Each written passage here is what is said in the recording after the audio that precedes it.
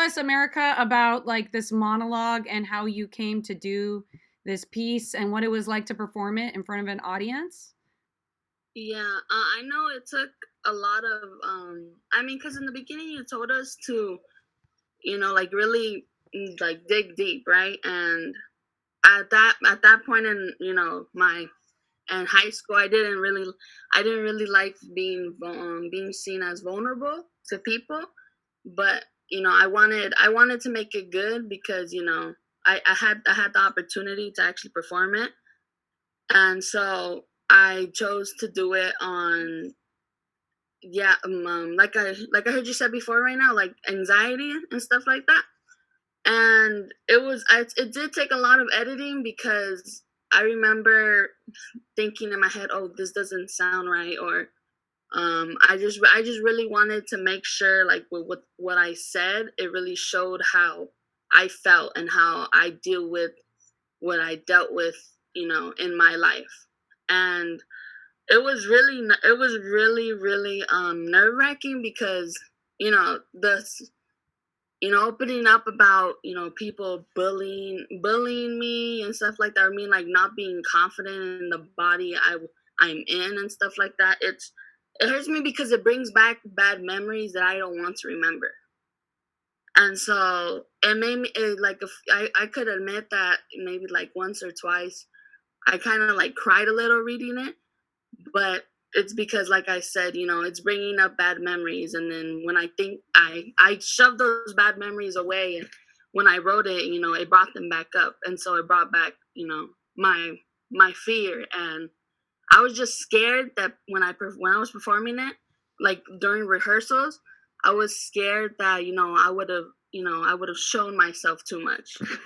And like in the final show, when we actually like did it in front of people, I kind of, honestly, after I was done, I felt some type of relief because I felt like it was such a pressure on my chest too.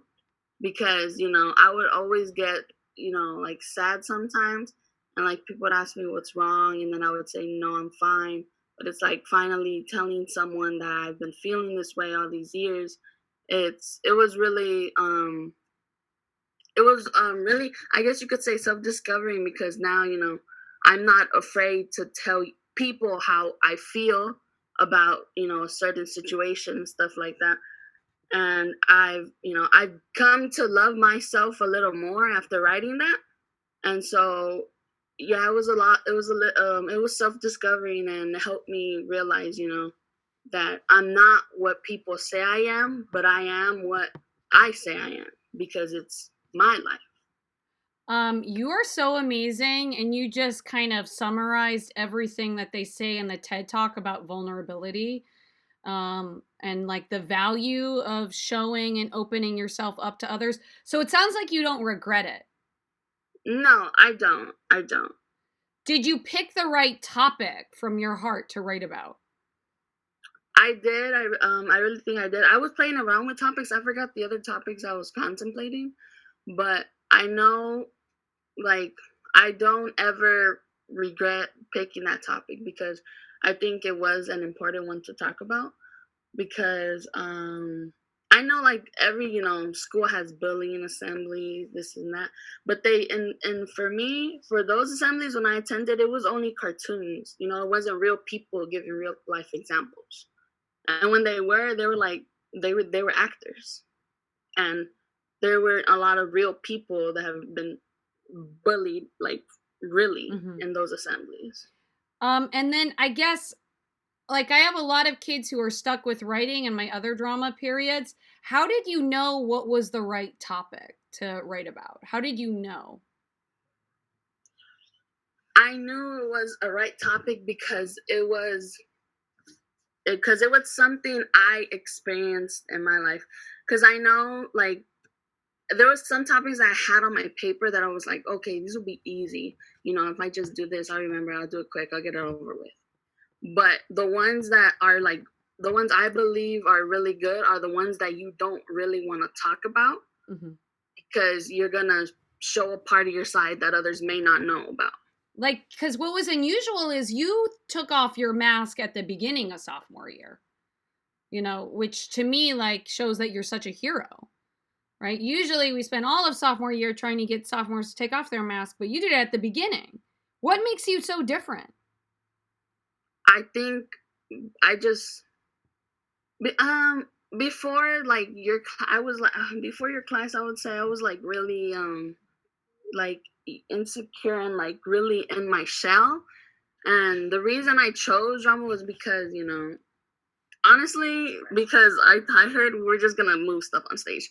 But when I got to your class, I started hearing you talk about different things and different topics, and I just thought, you created a really safe energy in the classroom, and so I felt like it was safe for me to come to get out of my shell a little earlier, because writing the monologue gave me an opportunity to be vulnerable and you know talk to people and have them understand what it's like to I guess go through my struggle, and to them so they can understand when I tell them how I call it, like what it's like saying that you're fine but you're not really fine, like for a certain reason. Yeah. Well, America, this has been amazing. This little interview. I feel like I'm talking to a celebrity. And I mean, just so you know, like your piece was so powerful. You are unique and powerful, just like so many of the drama students. And I'm gonna use this video because I'm trying to really encourage everyone to have a safe environment, even though we're in Zoom. America, do you think it's possible to have a safe drama environment in a Zoom on a Zoom stage? What do you think? On a Zoom stage?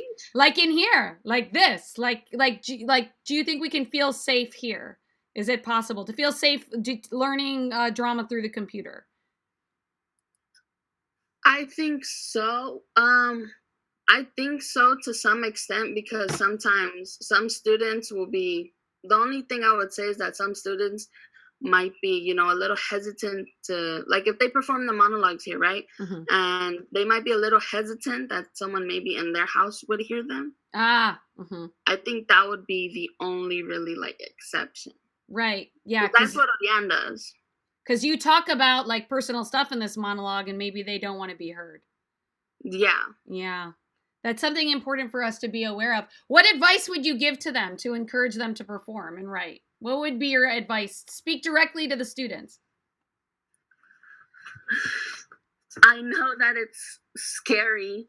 Um, and it's very scary to have yourself be vulnerable, but I think as even this generation, like you guys are so bold and you guys are so like fearless.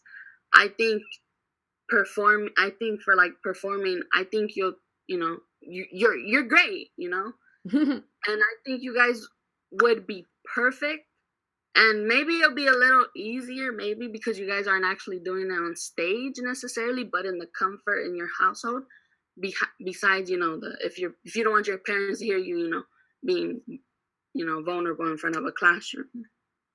But yeah, I think the only thing you guys need to remember is that you shouldn't care what other people think, because it's like I said, it's your life, and you're the one that's living it. So own your life. Take off your mask, own your life. Round of applause for America. America, can we share this with, look at all the twinkles coming in. Can we share this with other Green Dot teachers who are figuring out drama? And can we share this with drama students on YouTube? Yeah, for sure. You're a celebrity. This is class of 2019 America. She just came to our drama class as a guest speaker. I love it. Thank you so much, America. I appreciate it.